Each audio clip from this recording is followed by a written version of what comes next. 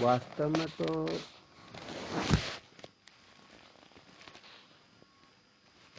जैसे घड़े के बनने से क्या होता है, घड़े में जो आकाश है और बाहर जो आकाश है, घड़े के आकाश को घटाकाश कहते हैं और बाहर के आकाश को महाकाश कहते हैं। तो वास्तव में सूक्ष्म दृष्टि से विचार करके देखा जाए तो आकाश में किसी भी प्रकार का भेद हो सकता ही नहीं, क्योंकि जो वस्तु परिच्छिन्न होती है उसी का विभाग हो सकता, अपरिच्छिन्न वस्तु का विभाग नहीं होता। हालांकि वैसे देखा जाए तो आकाश भी परिच्छिन्न है, परंतु व्यवहारिक दृष्टि से इससे श्रेष्ठ और कोई दृष्टांत है ही नहीं। तो केवल घड़े के बनने से घटाकाश और महाकाश की कल्पना होती है।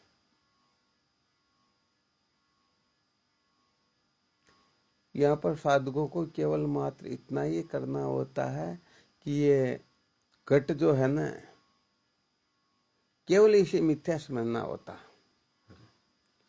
क्योंकि उस उपाधि से घटाकाश महाकाश में भिन्नता प्रतीत हो रही है। और घड़ा यदि फूट जाए तो घड़े के बनने से भिन्नता और घड़े के फूटने से अभिन्नता। तो यहाँ पर घड़ा फूटने का मतलब होता घड़े को मिथ्या निश्चय कर लेना। तो वेदांत का सार इतना ही समझ लो, जो उपाधि का मिथ्यात्व निश्चय कर लेते हैं फिर उनको आत्मा और परमात्मा के एकत्व के लिए अलग से कुछ करना होता ही नहीं। उपाधि से ही भिन्नता की प्रतीति होती है, और जो उपाधि का निराकरण हो जाता है तो फिर आत्मा परमात्मा में भेद करने वाली कौन सी वस्तु रह जाती है, फिर कुछ रहता ही नहीं।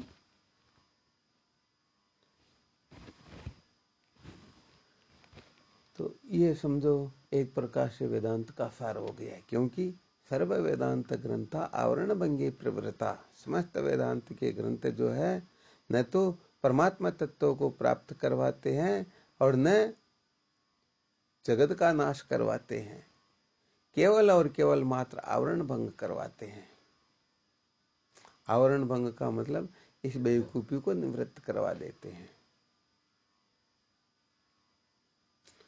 भांग पी करके बकने लग गए,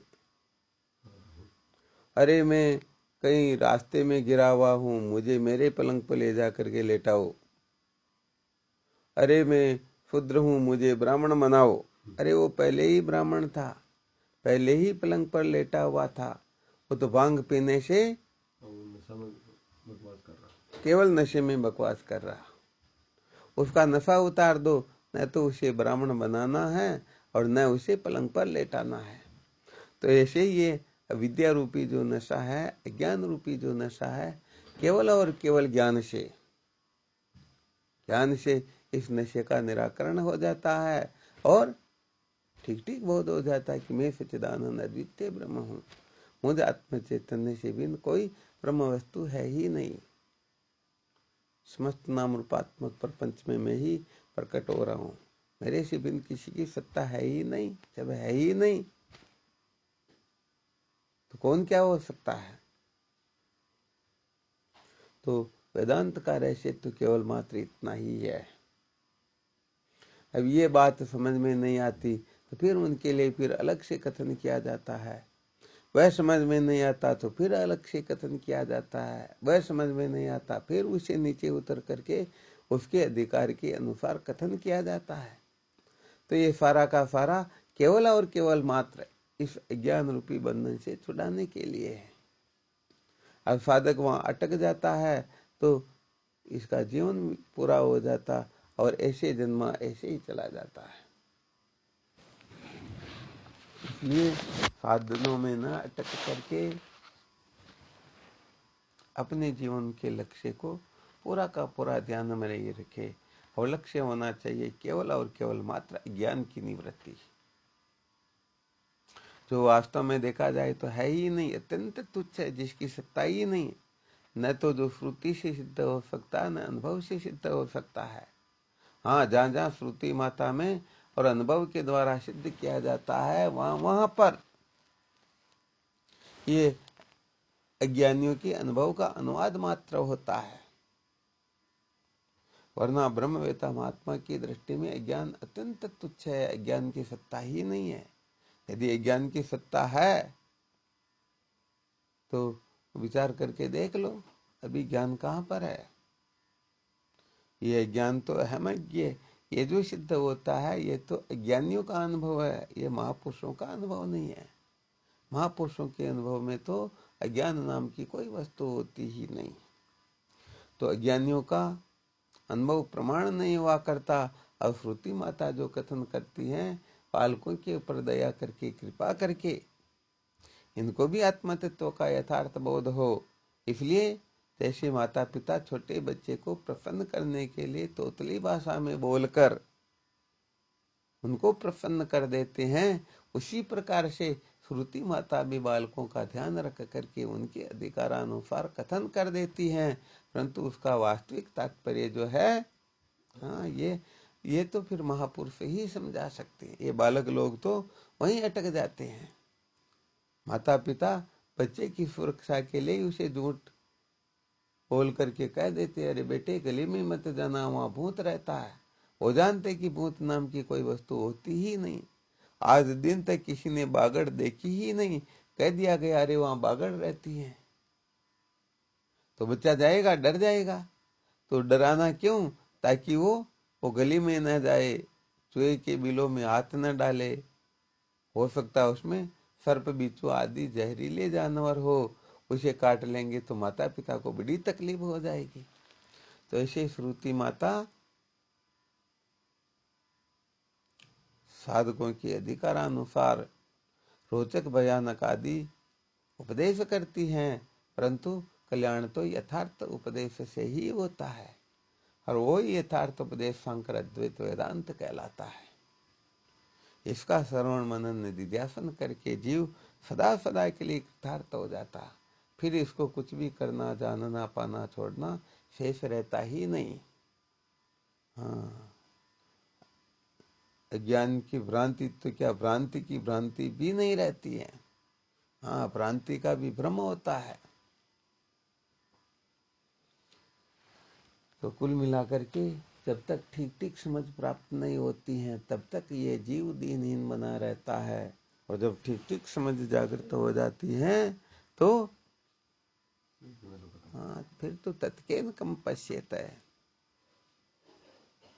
वहां तो फिर द्वैत का वो सारा का सारा झगड़ा झमेला ही समाप्त हो जाता है। कहते द्वैतम न विद्यते, ज्ञान होने पर द्वैत रहता है क्या? हाँ, तो जब तक ये ज्ञान रूपी नींद में सोया रहता है, तब तक ही नाना प्रकार के स्वप्न देखता है। जैसे स्वप्न के अंतर्गत ये मेरा पिता है, ये मेरी माता है, ये मेरी पत्नी है, ये मेरे पुत्र है, ये मेरा बंगला है, मैं इस गांव का रहने वाला हूँ, ये मेरा नाम है, मैं पापी पुण्यात्मा हूँ, सुखी दुखी हूँ, प्राचीन हूँ, संसारी हूँ, जीव हूँ। अनेक प्रकार की कल्पनाएं होती हैं। कभी ये पुण्य करता तो अपने आप को समझता कि मैं बहुत बड़ा पुण्यात्मा हूँ, कभी पाप हो जाता तो मैं बहुत बड़ा पापात्मा हूँ। ऐसे करके ये जीवन इसका निकलता रहता है। कभी अपने को पापी समझता, कभी पुण्यात्मा समझता, कभी अमीर समझता, कभी गरीब समझता, कभी सुखी समझता, कभी दुखी समझता। कभी तो अपने को बहुत श्रेष्ठ समझ करके दूसरों का तिरस्कार करता, कभी अपने को निकृष्ट समझ करके अपने को ही धिक्कारता है।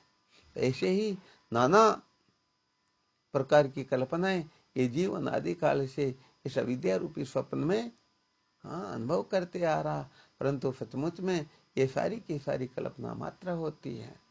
जब तक इस कल्पना से जगना नहीं होता है, तब तक दुखों के चिंता भाव का निश्चय होता ही नहीं।